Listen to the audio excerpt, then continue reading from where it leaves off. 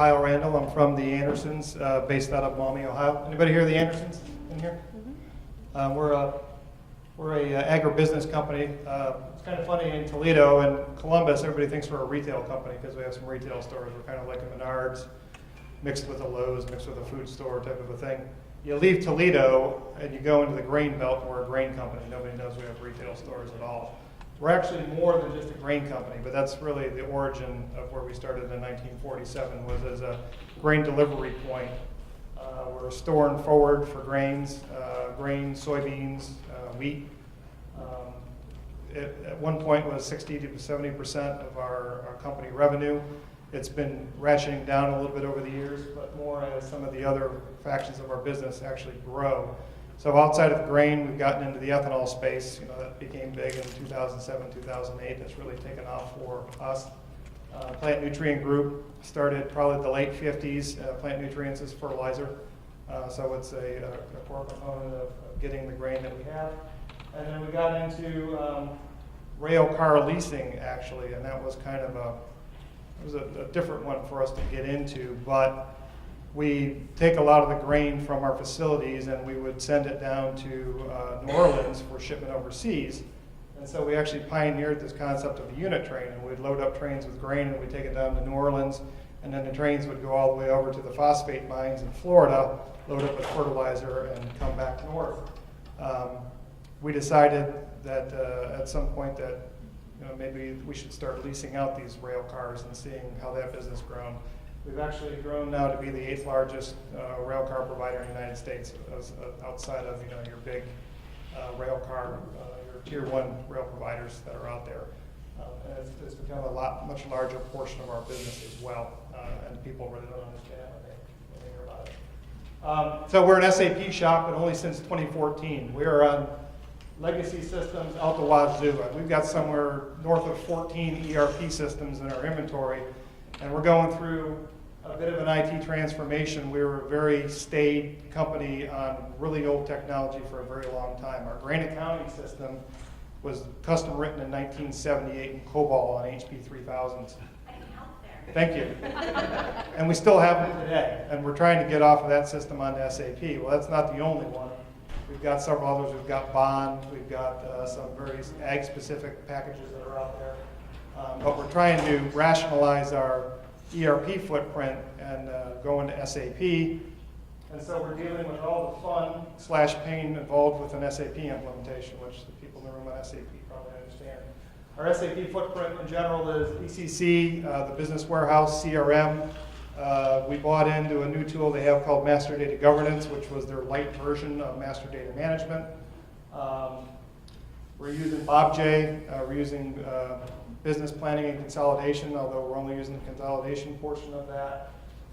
And we're using GRC, which is Governance, Risk, and Compliance. Right now, we have only implemented, we have 38 grain locations. We're only live on 7 out of those 38, and we've been at it for 3 years. We're about to go live, God willing, at the beginning of August with another 9 locations. We're hoping to wrap up the grain implementation sometime in 2016, and then we'll move on to the next business units, which will be plant nutrients and ethanol and some of the other ones we have out there. So it's been quite a journey. In fact, we call it the Journey Project, and it's been a bumpier journey than anybody anticipated. We're also new to SharePoint, so we've been a Lotus Notes shop since the early 90s, and we're just now getting off of it. We're off of Lotus Notes for Outlook, not for Outlook, for email and calendaring. We've got about 400 databases built today in Lotus Notes, running various business processes we'll talk about, and we're looking to move those to the SharePoint platform, and part of the reason why we picked Winshuttle as well. As we're doing data loads up into our SAP environment, we're running across areas where we needed to fix some of the data that we had. We also wanted to start looking at certain transactions like loading up price lists, which would be a very normal process and something that would get run weekly or monthly, and we're looking for an automation tool around that. So that's really where Winshuttle kind of came onto our radar screen. We saw that it could do codeless scripting versus having to pay ABAP developers to write these scripts for us. We're using LSMW, which if people know SAP, that was their kind of data load tool. We've also got data services in there, but we were looking for something that was going to be easier to deploy and didn't necessarily need a high dollar ABAP resource or even your regular old high dollar IT resources that you have out there. We wanted to be able to get the creation of it closer to the business process analysts. We haven't quite got there yet, so we bought this 6 months ago. We've actually made some good progress on the T-code automation, and we'll show that in a moment. But then the other component of it, when I first heard about it, I didn't even realize that it had a workflow engine. It wasn't until Mark and his team came in and said, let's talk about the rest of what you've got going on besides T-code automation. And I said the word Lotus Notes, and he said, aha! He said, we can get you off those databases in no time. And I said, all right, you have my attention. Let's hear what it's all about. And so we started looking at it from the workflow and the forms generation component of it, knowing that we have today in our Lotus Notes environment, a lot of those 400 databases are really just document repositories. They're document graveyards, quite frankly. There's a lot of those things that have just been out there and not been touched for years. But we do have at least 25 business processes flowing through Lotus Notes that we're going to need to replicate into another environment. Our capital request process is one of those things. We have an ACH EFT wire transfer process which goes through Lotus Notes. So there's 25 things that need a new world to go live in because we need to get them out of the Lotus Notes world. Now that doesn't necessarily mean they'll all go into Winshuttle. Quite frankly, some of those things were mini applications in and of themselves, and there are other applications out there and available on the market that we could just go to another canned application. So we're in the process of dispositioning those, but we're also looking at those that we can bring in there, and a bunch of processes that we always kind of backburner for years because we didn't want to spend the money on the Lotus Notes component of it. We've got a number of the SAP T-code transactions that we did. The very first one, the GTM contract data update, is for ongoing SAP deployment. So as we go to roll new locations, we're using a Winshuttle script to upload a lot of those contracts or to make changes to those. Our fixed assets, updates and transfers. I wouldn't say that we did the best job of implementing fixed assets within SAP, and we have a lot of issues where we need to go and fix data, and we're using Winshuttle now to do some of those things for us. Pricing condition records, mass add change, that's part of what I talked about that will run on a very periodic basis. When we were originally going live, they actually wrote a VB script to do that, and they were running that VB script on 3 separate machines at the same time, and it took 8 hours to run through all the transactions, and we moved it to Winshuttle, and this was just from, I heard this a week ago, and found out that it ran on a single desktop in 40 minutes. So, there's some bonus there. Some of the things that we didn't even really consider at the time that we were doing it. So we're looking for it to do not only some ongoing transactions in SAP, but we're also going to be looking for it. We've been in acquisition mode now in the 10 years that I've been at this company.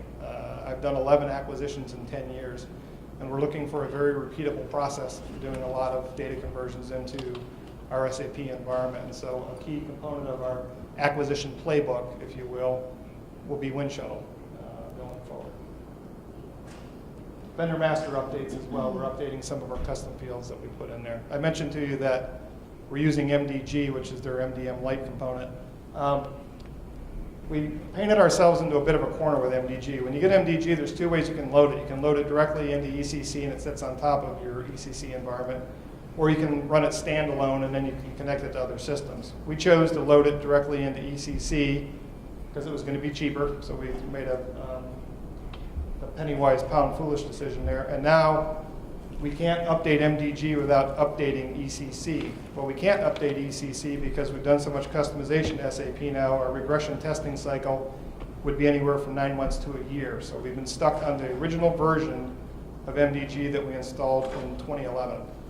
And in 2011, MDG only governed 10 out of the 25 fields we needed to govern. The other 15 are manual updates after it moves from MDG over into the ECC environment. I look at something like Winshuttle and then talking to Rockwell and what they're doing as far as master data governance using the tool, and I start thinking to myself, do I really want to stay in an MDG world, or do I want to unload that tool and move to something that disconnected from SAP and I could upgrade it a little easier than I can today. All the stuff that we've done here has all been done with in-house resources. We have not used ABAP programmers. It's about 1/3 of the cost. our estimated savings to date of this, and it's probably extremely conservative, is about $75,000 that we think we've saved so far in the 6 months that we've been doing it. The other thing that we liked about it, and if any of you guys are from public companies, you know the audit people love audit trails, and that's the thing we like about Winshuttle. When you're doing mass updates into the environment, you've got an audit trail of everything that took place. You know who did it, when they did it, the result of what they did, and audit people. Talk a little bit our business process automation. So our Lotus notes, we're trying to get it retired by the end of 2016. Right now we're just dispositioning the databases. We've got the 25 processes where we talked about some of those, capital requests, wire transfers. Our very first workflow, we decided to keep it internal to IT, just to keep it simple, is we've got a change management checklist. So anything our app dev group does that needs to go into a production environment goes through a workflow. Contractor or developer signs off on it, user that requested the change signs off on it, and then the change management person signs off when they did it. Our audit team loves that. We decided that'll be our first go around with the forms and workflow within Winshuttle itself. Today we're spending about $150,000 a year for Lotus Note support. We don't have any internal full-time equivalents. We're using, luckily it's a local consulting company, but we've had as much as 2 full-time programmers on staff. It averages more like 1, but really every year since the year 2000. And it's been one of those things that, should we hire somebody? No, we're getting off of that, sometime soon. Well, it's 2015 now. And we're still on it, but we're definitely headed down the road of getting off there. And Winshuttle workflow, we believe, is going to be the driver to help us out.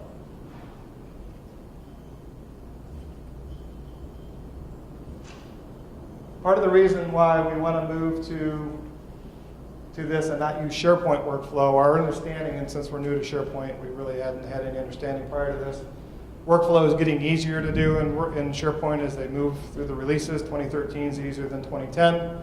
But we've also heard from other companies that did a lot of workflow in there that at the next release, they ended up having to go back and do a whole bunch of workflows. And so we were hearing best practice was to divorce the workflow process from SharePoint itself, so you can upgrade SharePoint easily. We looked at 2 other tools besides Winshuttle. We looked at K2 and we looked at Nintex, which are pretty prevalent out there. Kind of the main driver was the fact that a lot of our workflows were going to end up in transactions in SAP, and we didn't see that in K2 or Nintex either. K2 kind of the Cadillac that seemed pretty expensive. Nintex looked a little more in line, but we talked to a few customers on Nintex, and one of which, at least that was on it, and went to Winshuttle, and that kind of helped us make our decision ultimately that Winshuttle was the way to go. Believe it or not, we don't use purchase orders today at the Andersons for indirect spend, and there's a big driver to do that. We had looked at using a workflow, an ABAP-based workflow in SAP to do that workflow component. And our understanding from that, we actually have somebody in my department that came from a company. They spent a year with 2 full-time developers trying to do a single workflow for purchase orders, and they could never get it to work. And the ongoing support of that was looking pretty daunting as well. And so my thought was, again, keep this away from the high-priced ABAP resources, keep this in the hands of somebody, maybe a business analyst, somebody in the business that can drive this and save some money that way.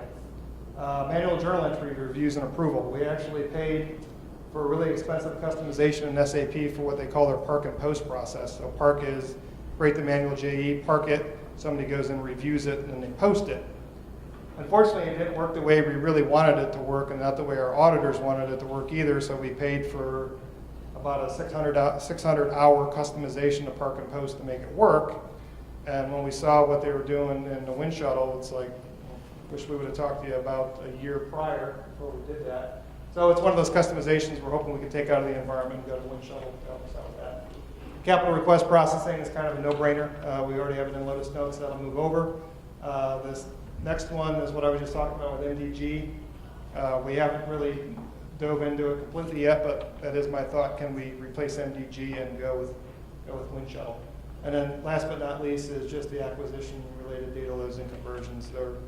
They're continuously ongoing. They have no sign of slowing down, and we need some tools to help us out.